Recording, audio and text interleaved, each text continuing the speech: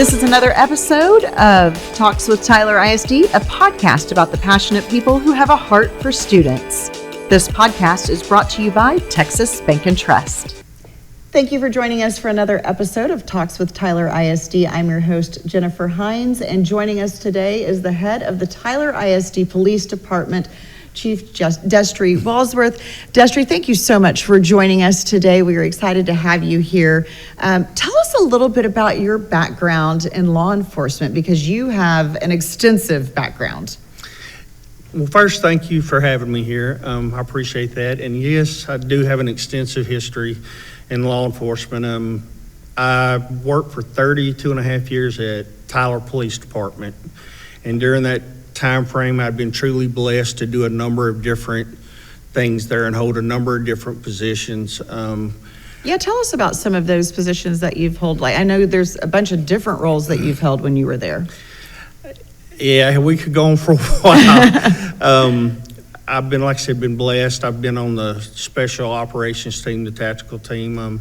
My last 15 years plus, I supervised a number of investigation units from our major crimes against persons, to property crimes, to the narcotics unit. I supervised the CAC investigators, crimes against children, internet crimes against children, and some other specialty units during that time frame. And then you came over to Tyler ISD in 2023. Yes, ma'am. April of 2023. I officially retired January of 2023 and had the opportunity to come in April to Tyler ISD Police Department, and it's been a true blessing. I've truly enjoyed it since I've been here. Well, we are glad to have you, that's for sure, especially with all of your experience. Safety and security, obviously a huge part of what we do here at Tyler ISD, making sure that we have a safe learning environment, not only for our students, but also for our staff that help support our students in their educational journey. Tell us a little bit about some of the things that y'all are doing in the safety and security realm. I know that there have been extensive upgrades lately, over $1.5 million spent using grant money to make sure that we have the best of safety and security in place. Once again, Tyler ISD is truly blessed when it comes to safety and security. Between Dr. Crawford and the police department and the school board, they've kind of been ahead of the curve than most ISDs. And excuse me, we have 34 officers. We have a safety and security team, which is made up of 4 former FBI agents. We have cameras, over 2,000 cameras set up around the school to help protect the students and the staff members. We have vape detectors set up at the schools to help detect e-cigarettes and THC vapes. Due to the grants that the safety director's been able to obtain, we've put up fencing and all kinds of safety measures. All sorts of things. And of course, some things that we can't talk about because of proprietary information, because that would defeat the purpose of having those safety and security measures in place. Tell us a little bit about the being ahead of the curve. I know many things were put in place before they were even required by the state, and it's my understanding that y'all get calls all day long from different school districts around the state in terms of what are y'all doing, how do y'all do it, so that they can create their programs after us. Yes, we were so far ahead. When the state mandated that there be a school resource officer at every school, we were already there, luckily. Yeah. So we're, like I said, way ahead of the curve on that. And we have so many other ISDs call us wanting to know how we're doing it, how we're handling the mandates from the state and the mandates from TEA, which of course our safety director handles most of that on that side, and we handle the law enforcement side. So we've truly got a good team that works together that has put us so far ahead of the curve. Absolutely. And the other thing that I love is that there's not just both of y'all as the safety and security team, and parents or just the community that's listening right now may not realize we have the 3rd largest law enforcement group in Smith County. And I mean, that's saying something, and we do. We have at least one officer on every campus, and some campuses have definitely more than one, according to size. And they are really trained very well. A lot of people, obviously, because of the news and things that you hear, they always want to know about active shooter training, and that's something that y'all go through. All our officers have been through the active shooter training, the alert training, and it is mandated now by the state, but we were going through that to begin with. We have instructors that are certified in teaching that here. Our officers are certified. And prior to that, we were going through other active shooter programs that aren't required, but just for the training, the extra training. So our guys would be prepared, God forbid, if something happens. Well, and not only do y'all have that training, but you have the relationships built. I know that y'all work with many agencies in town on a local and even a state level. Yes, ma'am. We work with numerous local agencies, state agencies, even federal agencies, emergency management teams and hospitals, because we look at you gotta look at the whole picture in case it takes all something of them. happens, and it takes all of us to make this work. And like I said, we have an excellent interagency relationship with all these other agencies, so we work very well together. So if something happens, we're just able to pick up a phone and call somebody if we need assistance with something. Well, and I loved, people may not know, but y'all do meet several times a year as a group, representatives from all of these agencies to talk about what's happening, what's going on at a national, state, and local level, things that y'all are seeing coming down the pipeline. Speaking of things coming down the pipeline, one thing that's kind of been out there the last few years is fentanyl, and October is Fentanyl Awareness Month. While we have not had any issues here in Tyler ISD, we do want parents and students to know that it is a real threat out there and they need to be aware of it. What do you think that parents and students that are listening to this podcast need to know about fentanyl? First of all, they need to understand that it's a synthetic opioid it's like 50 times more powerful than heroin and 100 times more powerful than morphine. And the reason drug dealers use it is because it makes it very addictive. And it doesn't take a lot. No, it just takes something, and what most people don't understand, something as small as a grain of salt can kill you. I mean, because it's small. that powerful. That's little bitty. And that's what we're trying to educate our students and our parents about, the dangers of fentanyl and that how it's being made and it's being put into different products. Right. I know they say one pill can kill, so don't take it unless you know what's in it. Don't take it. Yes. And a lot of kids and adults, they think, well, if I got a pill from my friend, it's okay. But you don't know where your friend got that pill. Right. So our suggestion is, if you didn't get it straight from the doctor or straight from the store out of the package, don't take it. Better to be safe than sorry. Absolutely. Let's talk about another issue that we are seeing, which is an issue facing all school-age children, not necessarily elementary, but your older children. Vaping, THC. It is a widespread issue across the country. Yes, vaping has come in to the picture over the last several years, and they market it to children. Right. Bubblegum flavors. Yeah, bubblegum flavors. And all kind of fruit flavors. And it's just not in the e-cigarettes. It comes in the form of THC, which is a marijuana-based product, oil. And we're trying to educate the students and the parents, because there's a lot of dangers involved with the e-cigarettes. One, just the criminal side. Nobody under 21 can possess a tobacco product, which includes an e-cigarette. Right.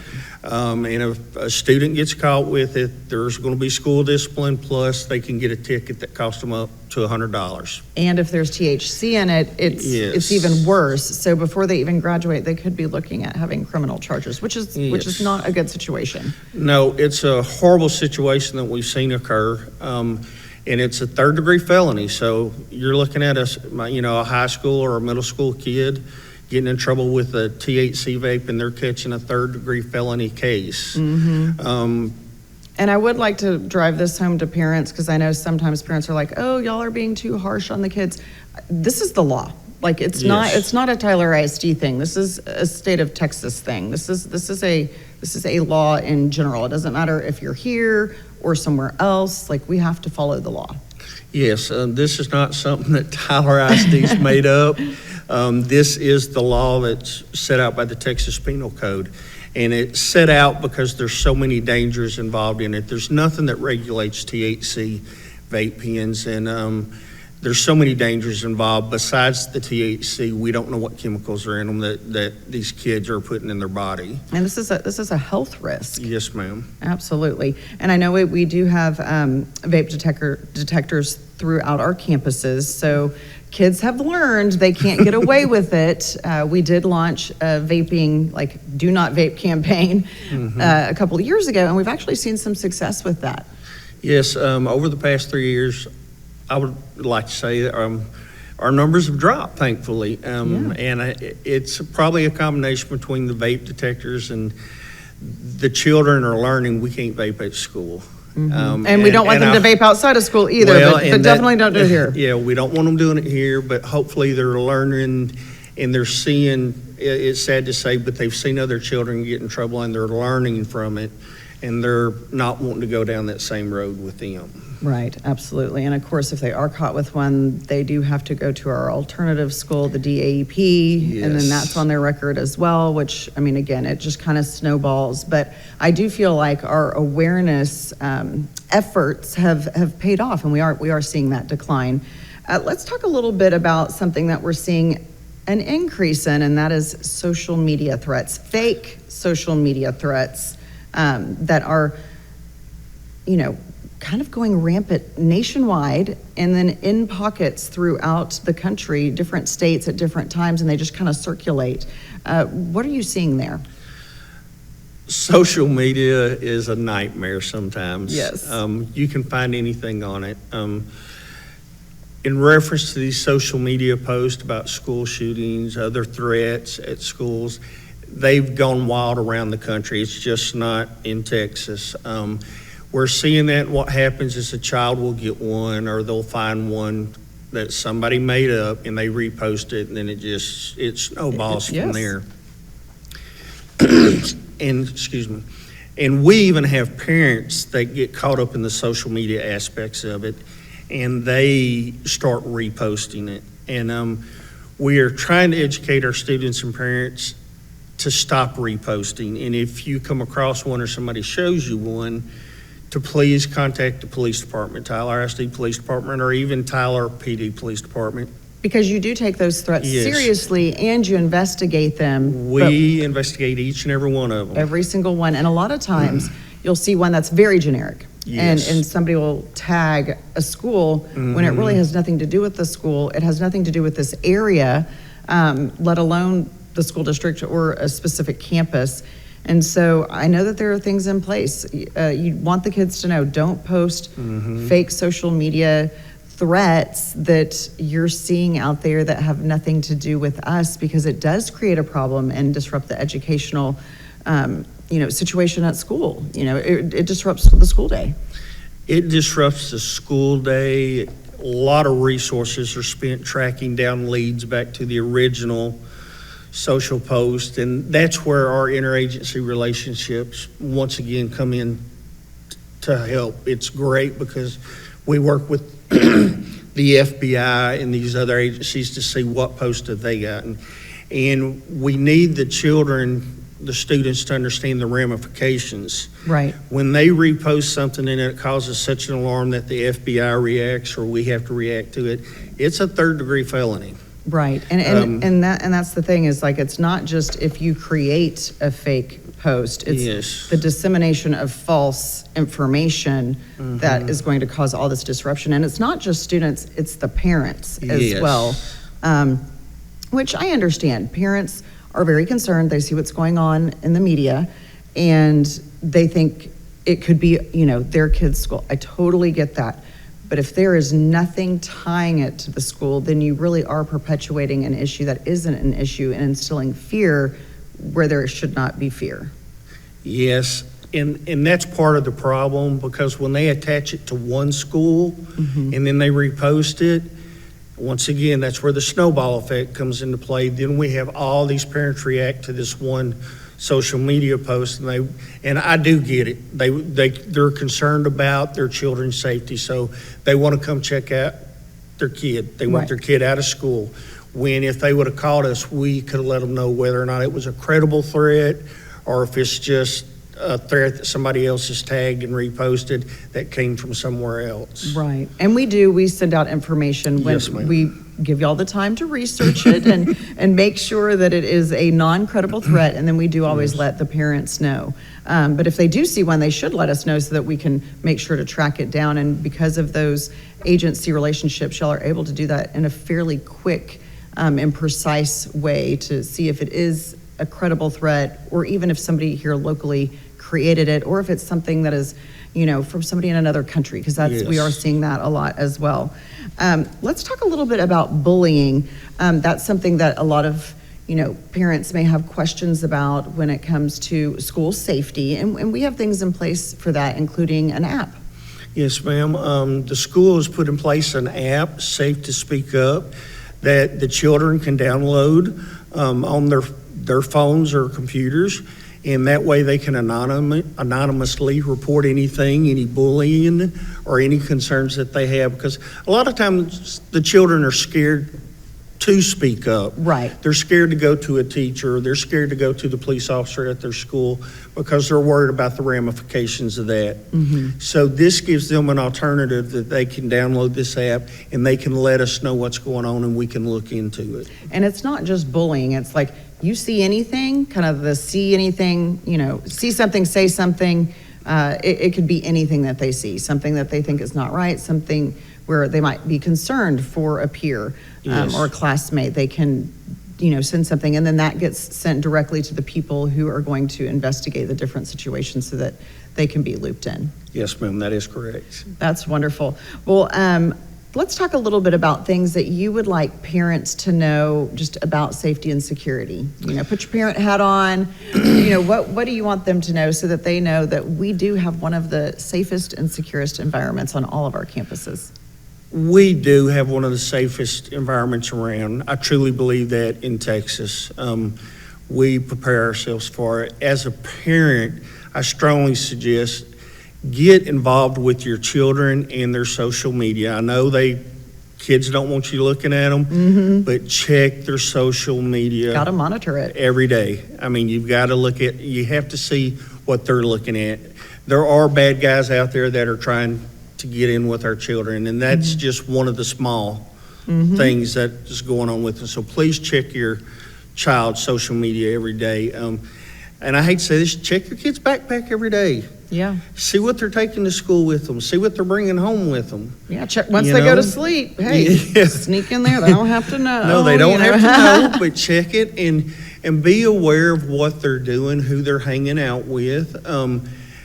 Be aware, and this is kind of odd, of smells. Smells? Yes. Okay. If they're coming home smelling real fruity and it's not their cologne they normally wear or perfume, a lot of these vapes these kids use nowadays, once again, they're flavored. They're grape, they're pineapple, whatever. Okay. And they will come home with the real So if sweet, they start smelling like a pineapple, you need to be a little concerned. That's a red flag. Yeah, it's a red flag for you. So just, once again, I would be involved in my child's life. Ask them questions. Ask them, how's school going? Is there anything going on?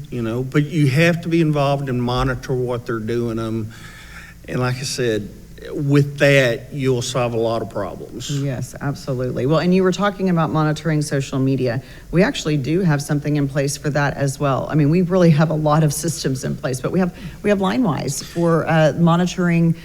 We have one-to-one with the Chromebooks, but we also monitor what they're looking at. Yes, we do have LineWise, and I believe most our children should know this, but it monitors every keystroke on our Chromebooks. Right, don't search for things that you don't want to get in trouble for, because we will see it, it will ding. we get a lot of red flags that things pop up, and they turn out to be nothing. They're innocent searches, but it catches everything they do.